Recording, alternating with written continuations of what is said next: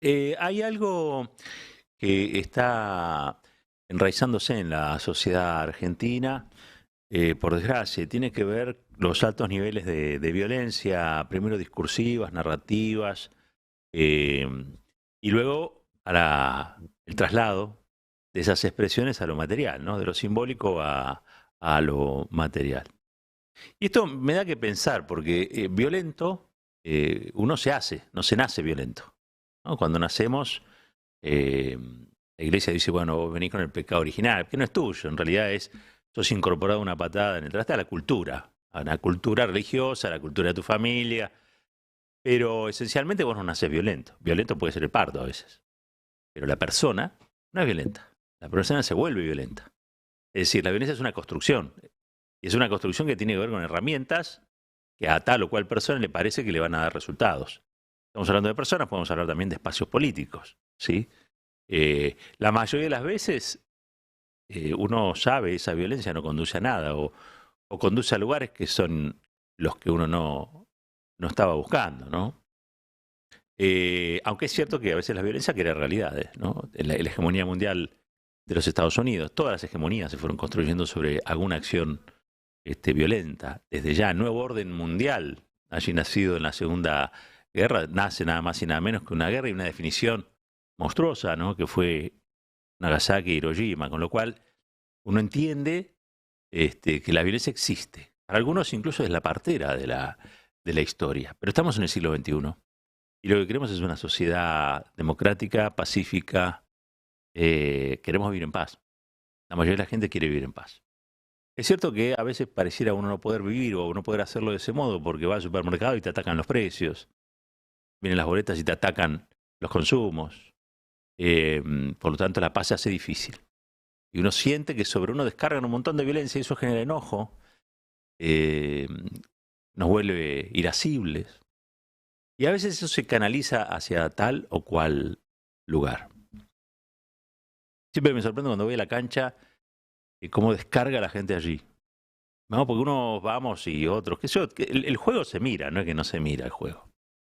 Pero hay un juego que se juega dentro de la cancha y hay otro juego que se juega en las tribunas o en las plateas, que es como un montón de gente que está disconforme con su vida, con sus cosas, bueno, descarga allí a través de gritos, de insultos, de maltratos, de todo lo que recibe en la semana. Eh, de todos modos, voy a reivindicar algo del fútbol y tiene que ver con mejor hacerlo así de ese modo y no canalizarlo en otros lugares, ¿no? Muchos de los lugares donde a veces se canaliza esa violencia son esa violencia en la que vivimos. Salís de tu casa y te puede matar a alguien, te pueden robar la cartera, te puede... Y sí, eso pasa, porque vivimos en una sociedad violenta por muchos motivos, también por la inseguridad, también por la inseguridad. Es un tema importante, no es un tema menor. Para muchos que viven en los conurbanos no es un tema menor. El rosarino, la rosarina que vive en el cordón, allí donde se hizo fuerte el narco por deserción del Estado, y no es un tema menor en su vida saber qué está comprando y le balearon el supermercado, le balearon la escuela donde va el hijo o la hija. No es un tema menor. El bonaerense que está trabajando y que tiene que bajar la persiana y mirar con 8 ojos antes de poder cerrar el local que estuvo proveyendo durante el día a toda la gente del barrio, ¿no? Y que de golpe tiene que estar cerrando ahí porque lo pueden robar o siente eso. Los tipos que venden rejas, que deben ser una actividad muy productiva en la Argentina, ¿no? Porque uno va por el conurbano y pasa de las viejas construcciones donde el país tenía niveles de igualdad mucho más interesantes y a las nuevas construcciones, y las nuevas construcciones son o parecen ser lugares donde hay rejas, donde hay alarmas, donde hay alambrado eléctrico, donde hay, ¿no? Digo, la gente se va defendiendo como puede de una realidad que cree que es hostil y que es violenta, y cree que es hostil y violenta porque es hostil y violenta. Quiero decir que esa violencia que tiene la sociedad argentina, o que se vive en la sociedad argentina, o que se respira en el aire de la sociedad argentina, así como se construyó, se puede desmontar. No es que estamos condenados a vivir con la violencia. La podemos desmontar. Ahora, lo que no ayuda en nada son los discursos de odio y los discursos violentos. Porque conducen a más violencia y porque a mayor grado de violencia, mayores son las consecuencias de esa violencia. Una sociedad, a mi modo de ver, que en algún momento empezó a considerar la violencia como una manera de resolver los conflictos internos. Por ejemplo, hubo un sector de la sociedad argentina que consideró que tirar bombas en la Plaza de Mayo y matar a casi 400 argentinos era una manera de combatir un gobierno que no les gustaba, que era el gobierno del general Juan Domingo Perón. Ahí inauguramos un ciclo violento difícilmente imputable al peronismo, donde casi siempre fue víctima, proscripción, etcétera, etcétera, etcétera. Y esa violencia terminó constituyendo la antesala de lo que fue la suma de todas las violencias, porque el terrorismo de Estado es la suma de todas las violencias. Los crímenes de lesa humanidad son la consumación de la violencia más extrema que hay. Es un Estado que debe protegerte yéndote a buscar, torturándote, violándote, desapareciéndote, asesinándote, sin que tu familia sepa hasta el día de dónde estás. No hay nada más violento que eso. Nada, absolutamente nada. Ese ha sido un calvario. Para la sociedad argentina ha sido un calvario. Calvario del cual todavía no pudimos salir del estrés. Vivimos un permanente estrés postraumático porque eso fue un trauma, un verdadero trauma, que llegamos hasta hoy. Y cada tanto alguien nos recuerda, ahora Milei, o Victoria Villarroel, que siempre se puede volver a caer en la tentación de creer que el problema es el otro. Siempre se puede volver a caer en la tentación de que es la violencia la que va a erradicar la violencia. Siempre se puede volver a caer en la tentación de que es tomando ese atajo que solucionamos nuestras iniquidades, nuestras desigualdades, nuestros problemas, ¿no? Al fin de cuentas, esto o vivir en las condiciones en las que vivimos se nos presenta muchas veces como un gran problema. Hay un clima, una atmósfera que se nos vuelve difícil, los hijos, las hijas, algunas quieren decir, bueno, yo quiero ir afuera, y hay un discurso instalado de que este país es una porquería. Bueno, todo eso ya lo sabemos. Y sobre eso quizá podamos operar de alguna manera. Pero para evitar hacernos los violentos o hacer uso de la violencia, tanto simbólica como real, lo que hay que tener es iluminar, mejor dicho, nuevos estados de conciencia. Y esos nuevos estados de conciencia quieren decir advertir cuáles son los riesgos que implican que un tipo como Milei pueda maltratar, pueda injuriar, pueda hacer lo que hace. O que una persona como su candidata a vice, que es la candidata a vicepresidenta más votada del país, lo quiero decir, reivindique una teoría e incluso la reformule, porque ya no es la teoría de los dos demonios. Fueron los guerrilleros los que trajeron a los militares, que tanto le gustaba a Ernesto Sábato, con todo respeto. No. Hubo un solo demonio. Y el Estado genocida lo único que hizo fue poner orden, porque la gente quería orden. Eso fue lo que dijo ayer en la legislatura porteña, con el aval de todos los bloques que de algún modo u otro no lo repudiaron. ¿Sí? Los que repudiaron, claro está. Unión por la Patria, la JP, bueno, la izquierda se manifiesta por fuera, digamos, ¿no? Los que repudiamos están siempre allí, pero lentamente nos vamos instalando en una agenda que es la agenda de la violencia.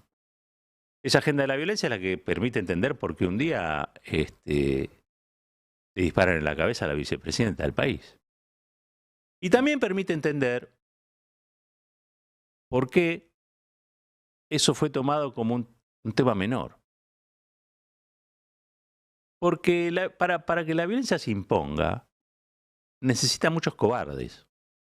A la violencia le gustan los cobardes. Es mentira que le gustan los machotes y que no, le gustan los cobardes. A la violencia le gustan esos cobardes que empujan a la gente desde atrás. La violencia está llena de cobardes que le roban a los jubilados, que le roban a los pibitos mochilas cuando salen de la escuela. La violencia está llena de políticos que tienen o no tienen lo que hay que tener para ser líderes, porque políticos hay muchos, líderes hay pocos. La violencia está llena de promesas incumplidas. La violencia está llena de querer alcanzar soluciones fáciles a problemas muy complejos. La violencia tiene sus razones, pero no son las razones democráticas. Casi diría que es todo lo contrario. Cuando matan a Rosa Luxemburgo, allá en la previa a lo que fue la República de Weimar, en la previa, en los crímenes que no fueron juzgados, por ejemplo, se fueron construyendo los cimientos de lo que luego iba a ser el nazismo. Yo no sé, creo que no, voy a decirlo así. Milei no es Hitler, lo quiero decir, lo repito, no me parece que sea una figura análoga o idéntica. Yo lo que sí quiero contarles es cómo se fue construyendo esa espiral de odio y de violencia que termina en el nazismo. Y sobre todo en un país desarrollado como Alemania, con una educación de su gente muy importante, como Argentina, ¿sí? Con un desarrollo importante también en materia de recursos, en materia de industria. Pero un pueblo que fue humillado por la violencia de una guerra. Y que un día decide que es el lenguaje, o es a través del lenguaje de la violencia y la superación del otro que va a recuperar su dignidad. Y ahí empieza a desandarse ese camino que termina con Hitler primero como canciller, luego como presidente de la Alemania nazi, Führer, conductor. Y no es menor lo que sucede desde un momento al otro. Es una sociedad que empieza a usar la violencia contra los comunistas, contra los socialistas, contra las mujeres, contra los gitanos, contra los extranjeros, contra los discapacitados, contra todo lo que consideraban que atentaba contra una Alemania que debía recuperar su dignidad después de lo que había sido nada más y nada menos que la guerra, las consecuencias de la guerra, que habían humillado a esa Alemania. Entonces, allí se da todo un proceso por el cual lo que primero era condenable, luego se vuelve menos condenable, hasta que finalmente se vuelve costumbre. Entonces un día a los judíos los dejaban caminar de las dos veredas y un día decidieron que solo podían caminar de la vereda del lado de la sombra, del lado de la luz no. Y un día decidieron dejar de entrar, de no permitirles entrar a los teatros. Y otro día decidieron que si eras judío o eras propietario de tal o cual comercio, no podías estar a cargo del comercio, tenías que poner un alemán como responsable. Y se fueron construyendo leyes y reglamentaciones sobre todo eso. Y el odio y la violencia se empezaron a institucionalizar. Por eso es tan grave lo que pasó ayer con Victoria Villarruel, porque se institucionaliza el odio y la violencia dentro de un parlamento que debería ser la caja de resonancia de la democracia y no la caja de resonancia de la violencia de la ultraderecha. Porque cuando uno va a ver quiénes son los que atentaron contra Cristina, se da cuenta que tenían vínculos innegables. Participaban del mismo circuito de ideas, de acciones, los Milei y que los discursos negacionistas. Son tan negacionistas estos grupos que hoy están negando el terrorismo de Estado, pero ayer estaban negando la pandemia. Toda esta construcción va a hacer de nuestra sociedad una sociedad cada vez más invivible. Lo quiero advertir, me parece que hay que a veces levantar la voz y decirlo. Y yo les quiero mostrar, a ver si alguien se conmueve por esto, quizás sí, quizá no. Hay una mujer, que no es Cristina, aclaro, pero hay una mujer en la historia nacional que representa a todas las mujeres que lucharon por la independencia. Esa mujer se llama María de Remedios del Valle, era negra, perdió a toda su familia en la guerra por la independencia, fue nombrada finalmente capitana y después de largos rodeos y también de estudios pormenorizados, etcétera, se la unge como madre de la patria. Tenemos varios padres de la patria, paternidades diversas, San Martín, Belgrano, pero tenemos una sola madre. Finalmente se consiguió, gracias al impulso de Tristan Bauer, de Cintia Ottaviano, bueno, que se levantara una escultura allí en Estados Unidos y 9 de julio, una escultura honrando a la madre de la patria. Honrando a la madre de la patria se honraba a todas las mujeres. Honrando a la madre de la patria se honraba a todas las mujeres que lucharon por la independencia y por la revolución. Honrando a la madre de la patria también a todos los afro, que en la Argentina fueron eliminados, ustedes saben. Por lo tanto, honrando a la madre de la patria, Argentina recuperaba una historia, que era una historia de convivencia, de integración, de reconocimiento de su propia historia. Se habrán enterado o no que la prendieron fuego y la destruyeron. Ahí estamos viendo imágenes.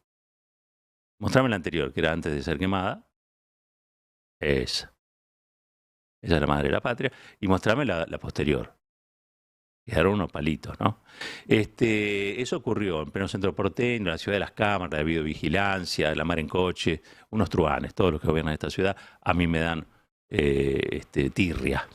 Pero lo que quiero decirles es que esto preanuncia más violencia. Esto que pasó, si nosotros no le ponemos un freno, es el anticipo a más violencia. Yo no quiero decir que cuando Milei dice que él es superior estéticamente a otros o que no sé qué, esté induciendo esta violencia. Claro que no. Pero tampoco la está evitando.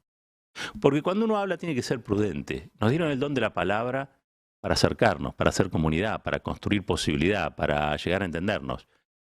No para generar más violencia o para poner en el otro las culpas de todos mis males. Y lo que yo noto a veces con esta ultraderecha es que hace eso. Y desgraciadamente vamos a ir a una sociedad cada vez más violenta producto de esto. Insisto, la violencia tiene muchísimos padres también. Y muchísimas madres, si se quiere. No hay nadie que sea ajeno a la violencia en una sociedad que se vuelve violenta. Nadie puede decir, yo no lo vi, yo no sabía, yo no fui responsable. No, todos somos en algún punto responsables. Y me parece que en este caso en particular, si uno retoma la historia, empezaron por los socialistas, por los comunistas, por los gitanos, después por los judíos, y después terminaron masacrando alemanes que directamente se oponían a la guerra. Porque cuando la violencia se institucionaliza en el Estado, toda la sociedad es indefensa. Absolutamente. Y toda la sociedad pasa a ser y convertirse en víctima. Por supuesto, con un grado de responsabilidad enorme. Milei no es Hitler. Está claro. La Argentina no es la República de Weimar. La Argentina de hoy no es la República de Weimar. Hay inflación, hay deterioro social, hay un montón de cosas que uno diría, pero se parecen. Sí, se parecen, pero no son iguales. ¿Y saben por qué? Porque esa es historia pasada.